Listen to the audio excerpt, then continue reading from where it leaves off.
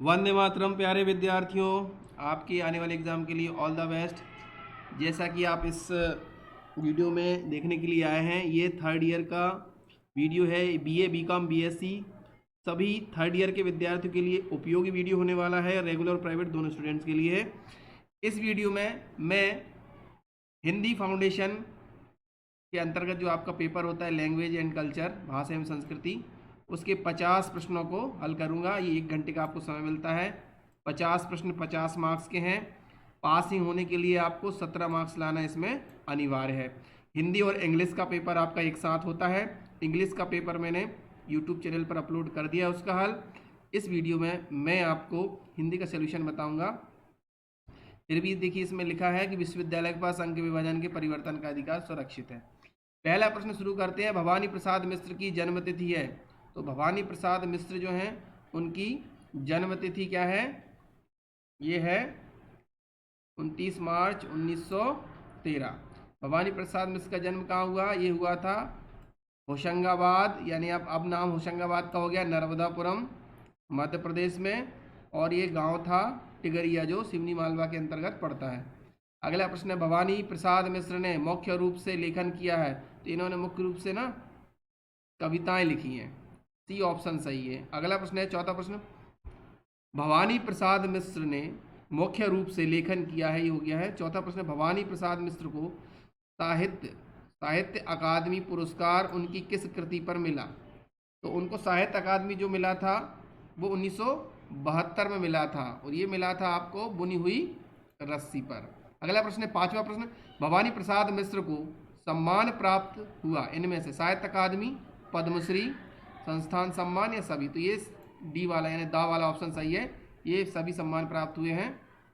अगला छठवां प्रश्न है, भवानी प्रसाद, छठा प्रश्न देखिए, भवानी प्रसाद मिश्र ने अपनी सेवाएं खालिस्तान के रूप में दी।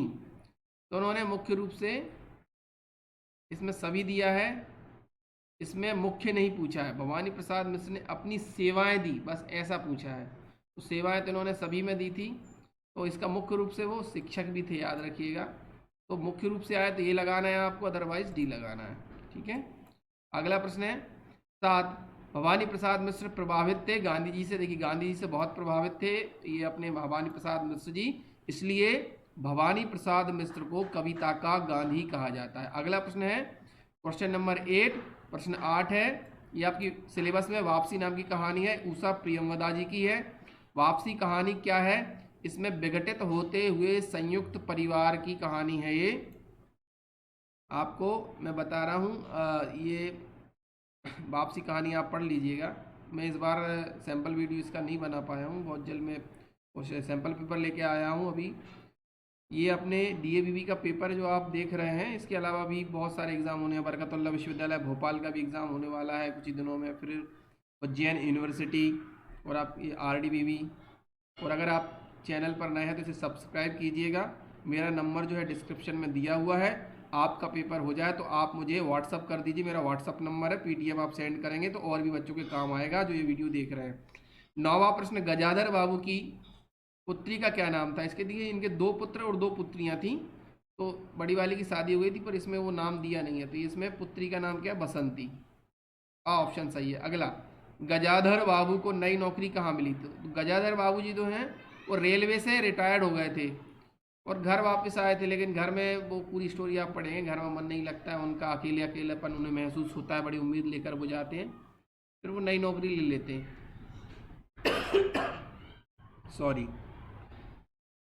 तो उन्हें नई नौकरी कहाँ मिलती है? उन्हें मिलती सेठ रामजी लाल की चीनी मिल में उन्हें नौकरी मिलती है दोबारा रिटायरमेंट के बाद। अगला प्रश्न, गजाधर बाबू की चारपाई कहाँ स्थानांतरित कर दी गई? तो ये बरामदे में स्थानांतरित कर देते हैं। उषा प्रियंवदा जी को 2007 में कौन सा पुरस्कार प्राप्त हुआ? तो इन्हें मिला था पद्म भूषण सम्मान। अगला प्रश्न है 13वां प्रश्न, उषा प्रियंवदा की यादगार कहानी है। तो यादगार कहानी पूछा है, जिंदगी और गुलाब के फूल, ये कितना बड़ा झूठ, और एक कोई दूसरा। तो यहाँ पर आएगा डी ऑप्शन, सभी हैं उनकी। अगला प्रश्न है अगला प्रश्न देखते हैं। 14वां प्रश्न, उषा प्रियंवदा जी की जन्म तिथि क्या है? तो इसमें जन्म तिथि पूछ ली गई है और ये है आपकी ऑप्शन इसमें बी, 24 दिसंबर 1930। ये कानपुर में इनका जन्म हुआ था। भारतीय, अब यहाँ भारतवासी विश्वास करते हैं अर्थ पर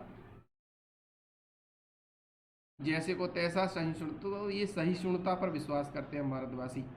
विवेकानंद जी का जो भाषण था शिकागो धर्म सम्मेलन का भाषण, वो आपके सिलेबस में है, उससे यह प्रश्न पूछा गया है। अगला प्रश्न, विवेकानंद जी ने उदाहरण दिया है उपनिषदों से। अगला प्रश्न, विवेकानंद जी ने कहाँ पर व्याख्यान दिया था?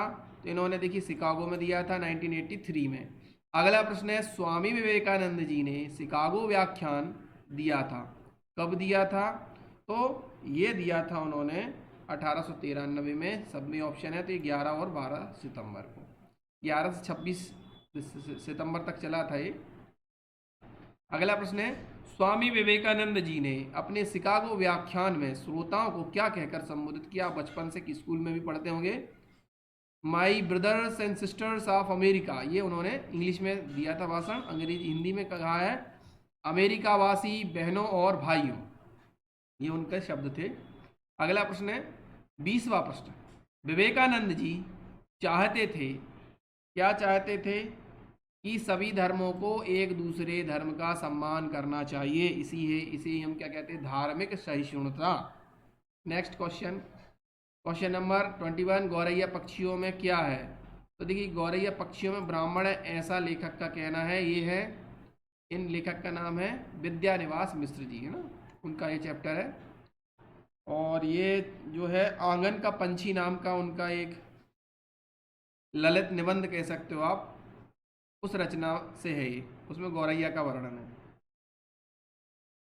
अगला प्रश्न, चीन में गौरैया के साथ कौन सा बदला लिया जा रहा है? तो नादरशाही, ऐसा माना गया चीन की सरकार द्वारा कि गौरैया के कारण उनकी फसलें नष्ट हो रही हैं, तो उन्होंने फिर गौरैयों को मारने के लिए बंदूकधारी, एयरगन से बंदूकधारी सैनिक भी खड़े कर दिए उन्होंने। 23वां प्रश्न है, बाल सखा के संपादक कौन थे? तो बाल सखा एक पत्रिका थी, उसके संपादक जो है ऑप्शन है विद्यानिवास मिश्र जी। 24वां प्रश्न, हमारे देश में अन्न कम पैदा होने के संबंध में क्या तर्क दिया जाता है? चूहे उन्हें कुतर जाते हैं, बंदर तहस नहस करते हैं, चिड़िया उन्हें खा जाती है, या सभी? तो ये जो ऑप्शन है वो है सभी, सभी आएगा, ये तर्क दिए जाते हैं। विद्यानिवास मिश्र का काव्य संग्रह क्या है? तो देखिए विद्यानिवास जो मिश्र जी हैं, उनका जो काव्य संग्रह है वो यहाँ पर काव्य संग्रह पूछा है, ये रसखान ग्रंथावली होगा, क्योंकि ये अमरानंद नहीं है, भ्रमरानंद का पचड़ा जरूर है, वो उनका गद्य संग्रह है, काव्य संग्रह नहीं है ना, गद्य रचना है। इसको आप चेक कर लीजिएगा, जहाँ तक ये होना चाहिए। ये अमरानंद ने भ्रमरानंद के नाम से जरूर उपलब्ध है, लेकिन चूंकि यहाँ काव्य पूछा है इसलिए इस प्रश्न में थोड़ा कन्फ्यूजन है। यूनिवर्सिटी शायद इसको रिवाइज भी कर सकती है। 26वां प्रश्न देखते हैं, विद्यानिवास मिश्र जाने जाते हैं प्रसिद्ध ललित निबंधकार हैं, याद रखिएगा, है ना, बी ऑप्शन सही है। 27वां प्रश्न, विद्यानिवास मिश्र को शिक्षा और साहित्य के क्षेत्र में 1999 में भारत सरकार ने किससे सम्मानित किया? उन्होंने पद्म भूषण से सम्मानित किया।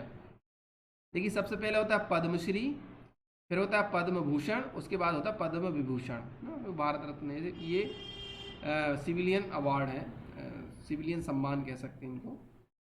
अगला प्रश्न है 28वां, विवाह के समय गांधी जी की उम्र कितनी थी? तो गांधी जी की उम्र 13 साल थी। किस नाटक को देखकर गांधी जी ने बचपन में ही सत्य पालन करने का निश्चय किया था? तो ये था तत् हरिश्चंद्र नाम का।